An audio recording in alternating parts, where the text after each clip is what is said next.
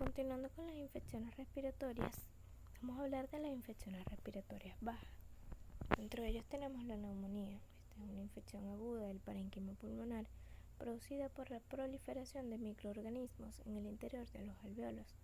Esta proliferación provoca una respuesta inflamatoria y una lesión que se manifiesta por signos y síntomas asociados a un infiltrado en la radiografía de tórax.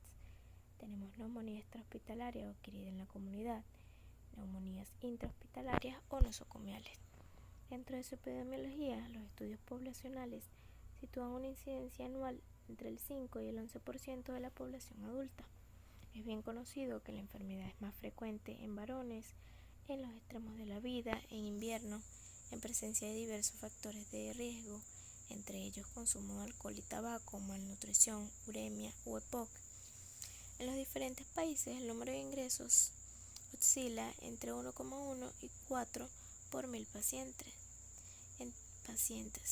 Entre otros motivos, esta variabilidad podría estar en función de las diferencias de la atención de los pacientes en los servicios de atención primaria o atención especializada. Asimismo, el número de ingresos aumenta con la edad, de 1,29 por 1000 en pacientes entre 8 a 39 años, frente al 13,21 por 1000 en aquellos de 55 o más.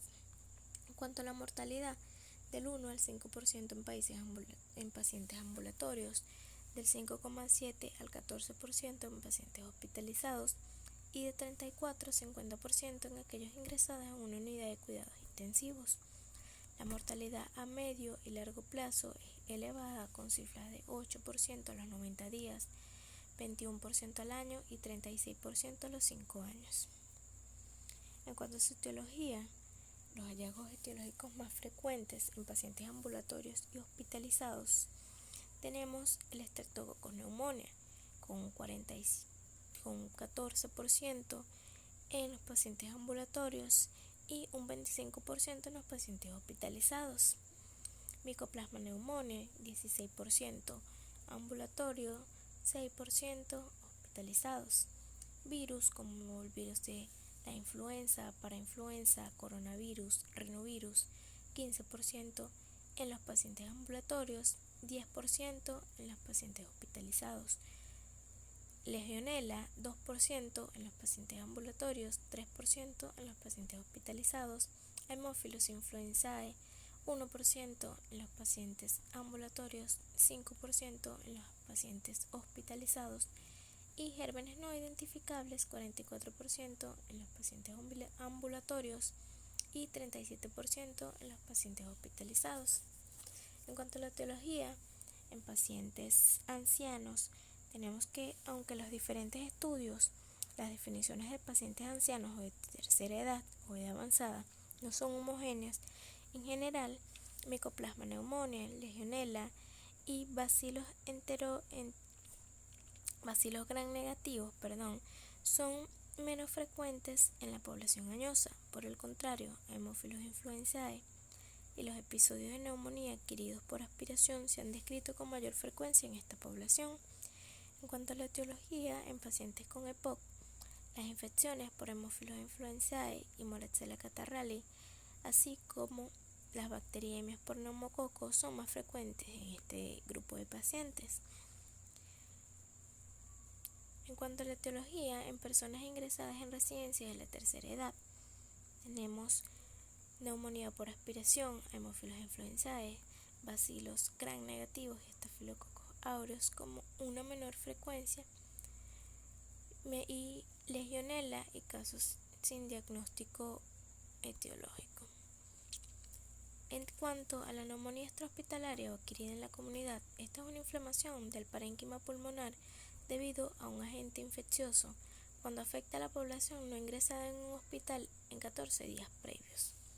Como factores predisponentes que sugieren posibles causas de la neumonía extrahospitalaria tenemos el alcoholismo, Streptococcus pneumoniae, anaerobio de la boca, Klebsiella pneumoniae, EPOC, tabaquismo o ambos, Haemophilus influenzae, Pseudomonas aeruginosa, neumopatía estructural como bronquiectasia, Pseudomonas aeruginosa, en el exceso pulmonar aerobios de la boca, hongos endémicos, viajes a los estadios de la zona sudoccidental de los Estados Unidos, hantavirus, por la presencia de gripe, influenza local, virus de la gripe, influenza, estreptococcus pneumoniae, entre otros. En cuanto a las manifestaciones clínicas, se caracteriza por la presencia de fiebre mayor de 38 grados centígrados, afección del estado general y cualquier combinación de síntomas atribuibles al aparato respiratorio, tales como tos en un 90%, expectoración 66%, la cual puede ser mucosa, mucopurulenta o hematoica, disnea 66%, dolor torácico pleurítico 50%. Tenemos que la forma de presentación varía considerablemente de unos pacientes a otros. En los ancianos, los síntomas iniciales son a menudo un cuadro confusional, disminución del nivel de conciencia o la descompensación de una enfermedad crónica preexistente. En general, suelen tener un cuadro clínico menos evidente que en los pacientes más jóvenes, lo que no debe interpretarse como expresión de una menor gravedad de la neumonía. En cuanto a la exploración física, los signos más frecuentes son taquipnea, taquicardia e hipertermia. A la auscultación pulmonar tenemos estertores, crepitantes y frote pleural.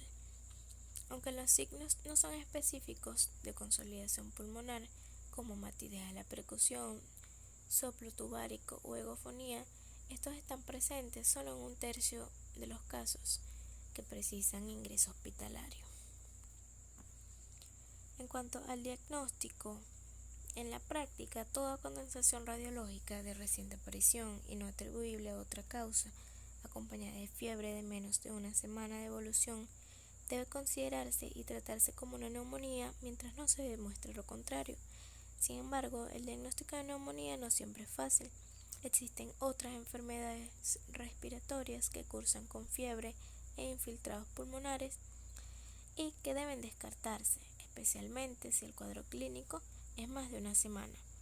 Identificar el patógeno responsable permite el tratamiento antimicrobiano dirigido, pero ningún patrón clínico o radiológico es lo suficientemente específico como para permitir un diagnóstico etiológico, sobre todo en pacientes ancianos o con alguna enfermedad de base. Entonces, tenemos un diagnóstico clínico mediante la anamnesis y exploración física, un diagnóstico etiológico, un diagnóstico radiológico. En cuanto al diagnóstico clínico, el diagnóstico etiológico, tenemos la tinción de Gram y cultivo de esputo. Esta permite identificar algunos patógenos como Streptococcus pneumoniae, Staphylococcus aureus y bacterias Gram negativas por su aspecto característico. Sin embargo, a veces solo en un menor a un 50%, la confirmación obtenida por muestra de esputo resulta con cultivos positivos. En cuanto a los hemocultivos, solo el 5 al 14% de estos hemocultivos obtenidos de pacientes hospitalizados son positivos y el patógeno aislado con mayor frecuencia es Streptococcus pneumoniae. Las pruebas urinarias con antígenos, dos técnicas que se expanden en el comercio, permiten detectar antígenos de neumococo y algunos de legionela en la orina. En cuanto a los biomarcadores, tenemos que la proteína C reactiva y la procalcitonina. Tenemos la proteína C reactiva, puede ser útil para detectar la agravación de la enfermedad o la falla terapéutica, y la procalcitonina puede ayudar a la determinación de la necesidad de tratamiento antibacteriano. La reacción de cadena de polimerasa, tenemos que se cuenta con variables de esta misma técnica que amplifican el ADN y el ARN del microorganismo para detectar diversos patógenos. En cuanto al diagnóstico radiológico, podemos observar la presencia y tipo de infiltrado, el conocimiento de su extensión, ya sea unilateral, bilateral, lobar o multilobar, la presencia de complicaciones como derrame pleural o cavitación, existencia de enfermedades pulmonares asociadas, otros posibles diagnósticos alternativos y también para confirmar su evolución hacia la progresión o la curación. En cuanto a las escalas pronósticas de gravedad, tiene un propósito de clasificar a los pacientes en diferentes grupos de riesgo en función de la probabilidad de fallecer a los 30 días o de precisar un tratamiento más agresivo como ventilación asistida o administración de fármacos vasopresores. Para ello, crearon el índice de Neumonía Severity Index y el CUR65. Para el cálculo del índice de Neumonía Severity Index se utilizan 20 variables de forma ponderada que incluyen edad, sexo, comorbilidades, signos vitales y alteraciones analíticas y radiológicas. Según la puntuación total, se estratifica a los pacientes en 5 clases, de la clase 1 a la 5, en función del riesgo de mortalidad a los 30 días. Las clases 1 a 3 corresponden a pacientes con neumonía adquirida en la comunidad leve, con un riesgo de muerte bajo entre 0,1 a 2,8%. La clase 4, pacientes con riesgo intermedio, riesgo de muerte entre 8,2 y 9,3%. Y la clase 5, a pacientes con riesgo elevado, riesgo de muerte de 27 a 31%. Se recomienda tratamiento ambulatorio en las clases 1 y 2, salvo que exista hipoxemia. En la clase 3, observación en unidades de corta estancia. Y en las clases 4 y 5, ingreso hospitalario. En cuanto al CUR65, tenemos que esta, por su acrónimo confusión, urea mayor a 7, frecuencia respiratoria mayor a 30, presión arterial diastólica menor a 60 milímetros de mercurio o sistólica menor a 90 milímetros de mercurio y edad mayor a 65 años. En esta tenemos que el cálculo o la puntuación final se realiza sumando un punto por cada variable presente, con un rango entre 0 y 5 puntos. Esta escala estratifica a los pacientes en 3 grupos o clases de riesgo: de 0 a 1, bajo riesgo, mortalidad de 1,5%, 2, riesgo intermedio, mortalidad de 9,2%, y de 3 al 5, alto riesgo con mortalidad de 22%. Se recomienda un ingreso hospitalario cuando la puntuación es mayor a 1, sobre todo si existen otros factores asociados de gravedad como hipoxemia o afectación multilobar en la radiografía de tórax.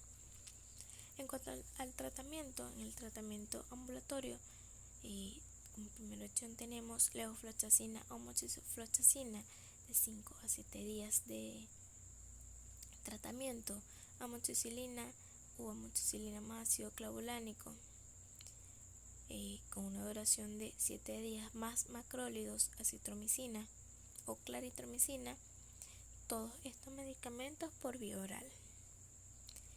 En cuanto al tratamiento empírico, ya para pacientes hospitalizados tenemos cefotaxima 2 gramos cada 8 horas o ceftriaxona 1 gramo cada 12 o 2 gramos cada 24 horas o amoxicilina más ácido clavulánico asociados a citromicina o claritromicina. En los pacientes ingresados en una unidad de cuidados intensivos, igualmente cefalosporina de tercera, cefotaxima o ceftriaxona asociado a levofloxacina o acitromicina. Cuando hay sospecha de aspiración, sustituir en las pautas previas las cefalosporinas de tercera generación por amoxicilina más ácido clavulánico o piperacilinato azobactam. En cuanto a alergia a los betalactámicos, la utilización de levofloxacina en monoterapia asociado a vancomicina.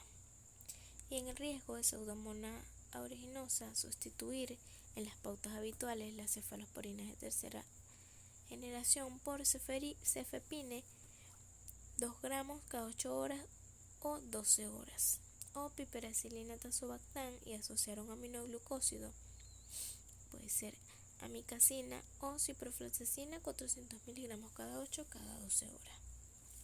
En cuanto a los criterios de hospitalización, tenemos edad avanzada, presencia de comorbilidad, ya sea EPOC, insuficiencia cardíaca, cirrosis hepática, entre otros, gravedad de la neumonía adquirida en la comunidad, como inestabilidad hemodinámica, estupor, desorientación, taquipnea, entre otras, falta de respuesta antibiótica o empírica correcta, cavitación pulmonar, sospecha de aspiración, presentación inicial muy grave, dudas en el cumplimiento terapéutico, motivos sociales y motivos psiquiátricos.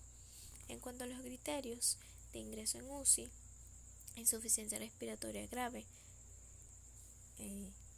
presencia de sepsis grave caracterizada por un shock, hipotensión, necesidad de aminas vasopresoras durante un tiempo mayor a 4 horas y fracaso renal agudo con diuresis menor a 0,5 mililitros por kilogramo hora o que requieren diálisis. En cuanto a la duración del tratamiento, la gravedad de las enfermedades de base y o ausencia de la neumonía, la presencia de bacteriemia y la evolución del proceso son factores determinantes para la duración del tratamiento. Tenemos de 7 a 10 días si la evolución inicial es favorable, de 10 a 14 días en aquellas causadas por Mycoplasma pneumoniae y de 10 a 14 días en pacientes inmunocompetentes con neumonía adquirida en la comunidad por Legionella. Ahora, en cuanto a la neumonía nosocomial o intrahospitalaria, tenemos que esto se define como aquella infección pulmonar que se presenta a partir de las 48 a 72 horas de ingreso hospitalario, excluyendo aquellos casos en los que la infección estuviera presente o en periodo de incubación en el momento del ingreso. Se comporta con mayor morbimortalidad. En cuanto a la patogenia, tenemos que el mecanismo patogénico habitual es la aspiración de microorganismos potencialmente patógenos que colonizan la orofaringe o la cavidad gástrica de los individuos hospitalizados. El origen de los agentes causales de la colonización e infección puede ser exógeno cuando proceden del entorno, ejemplo en la inhalación de aerosoles infectados, nebulizadores contaminados, tubuladuras de ventiladores, equipos de anestesia, broncoscopios, manos e indumentaria del personal sanitario, y endógeno cuando el germen proviene de la microbiota bacteriana habitual del paciente, ya sea primaria o de los organismos hospitalarios que las han reemplazado secundaria. Tenemos que las de inicio precoz o primarias, esto ocurre en los primeros 4 días de su estancia hospitalaria, generalmente por Streptococcus pneumoniae, Haemophilus influenzae o Staphylococcus aureus, y las secundarias o de inicio tardío, a partir del cuarto día, bacilos gram negativos entéricos o Pseudomonas aeruginosa. En cuanto a los factores de riesgo para neumonía intrahospitalaria, tenemos factores intrínsecos y extrínsecos.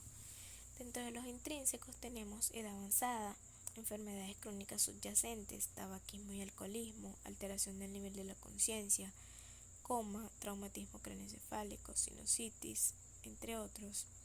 Y dentro de los factores intrínsecos, intubación traqueal, reintubación, traqueostomía, sondas nasogástricas, aerosoles, hospitalización prolongada, encamamiento, antibiótico-terapia prolongada, inapropiada, otros tratamientos como glucocorticoides, sedantes, nutrición enteral, entre otros.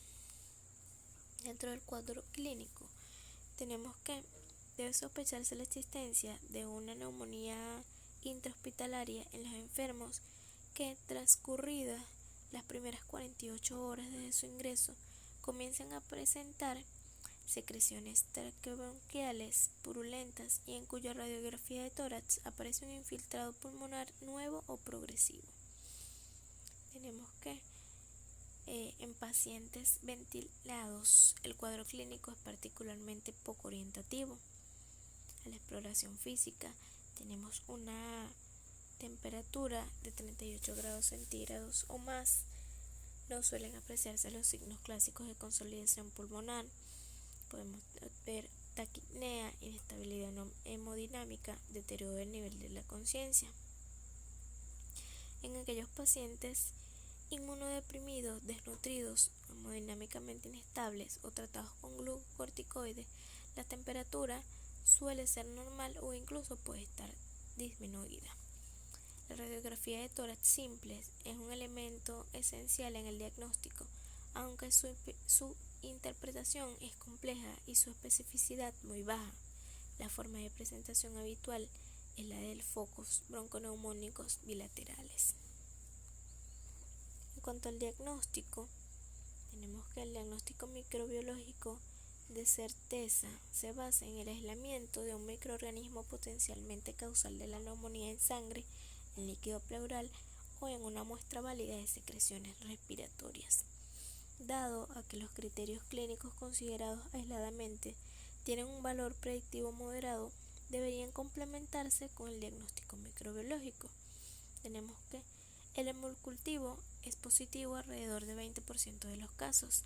El cultivo del líquido pleural confirma habitualmente el diagnóstico etiológico de neumonía, ya que en pacientes críticos con cateterizaciones venosas y urinarias, el microorganismo aislado por hemocultivo no siempre es necesariamente el responsable de la infección pulmonar. El cultivo simple del esputo o de los aspirados traqueales debe interpretarse con cautela porque estas muestras están a menudo contaminadas por los microorganismos que colonizan la cavidad orofaringea o las vías aéreas centrales, tráquea y grandes bronquios. En cuanto a la estrategia clínica, debido a la dificultad diagnóstica de las neumonías intrahospitalarias, ha llevado al desarrollo de un índice denominado por sus siglas en inglés CPIS.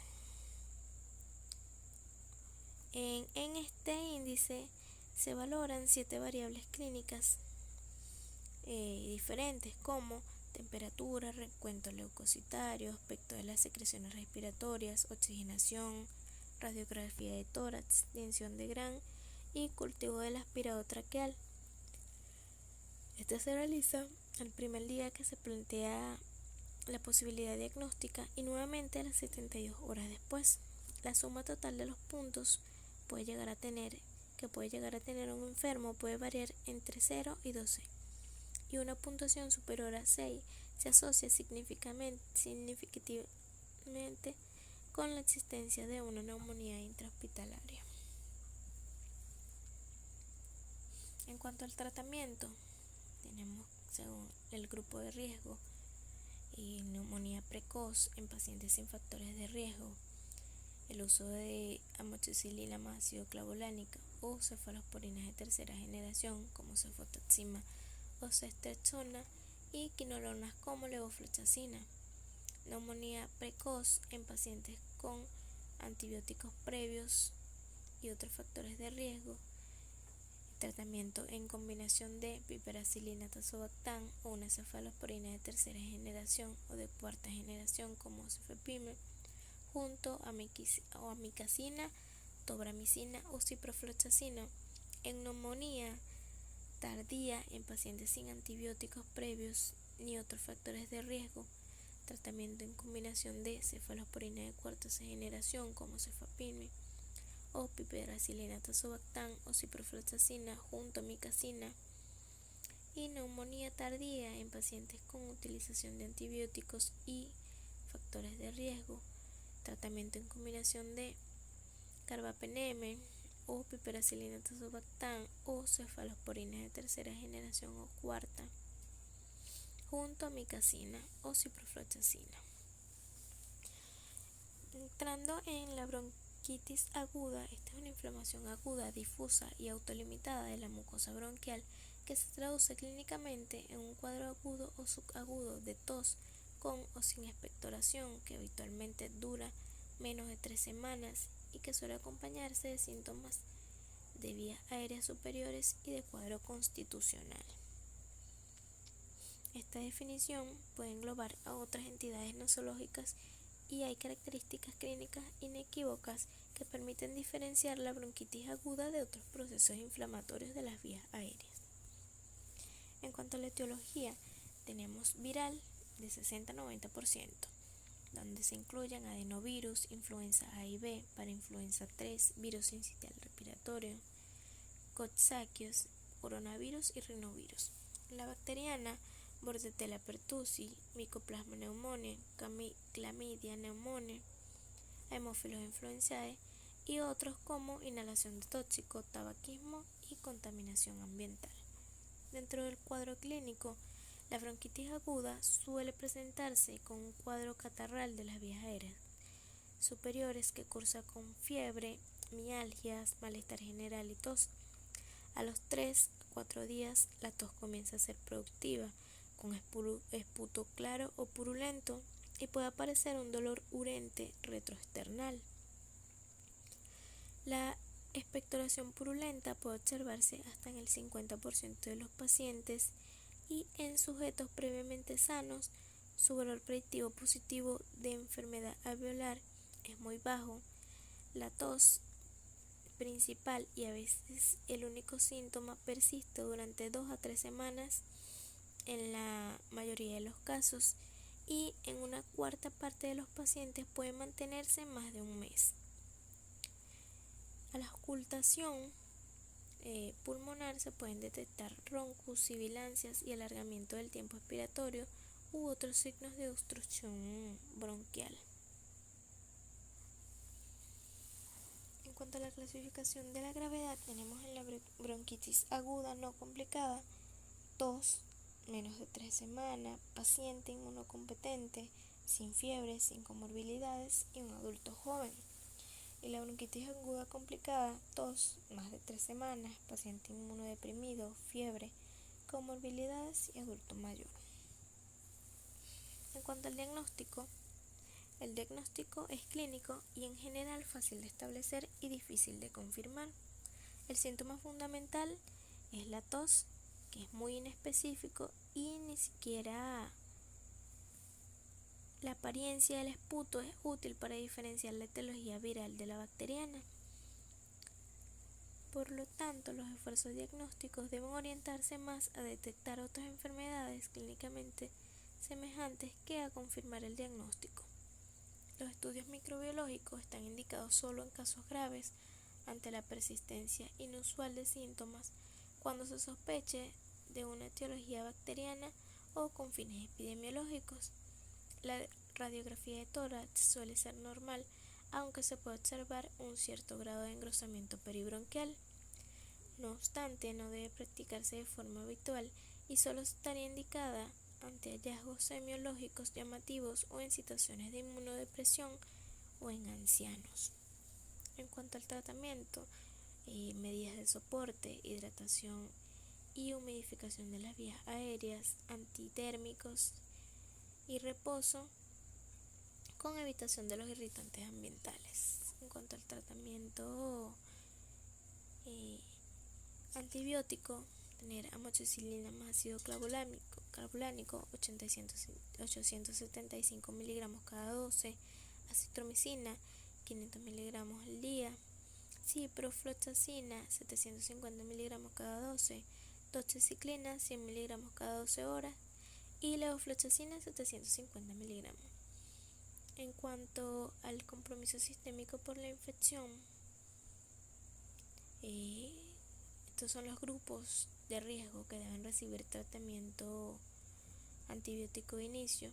Tenemos comorbilidades persistentes como inmunosupresión, insuficiencia cardíaca, insuficiencia respiratoria, insuficiencia renal, hepática, enfermedades neuromusculares crónicas y fibrosis quística.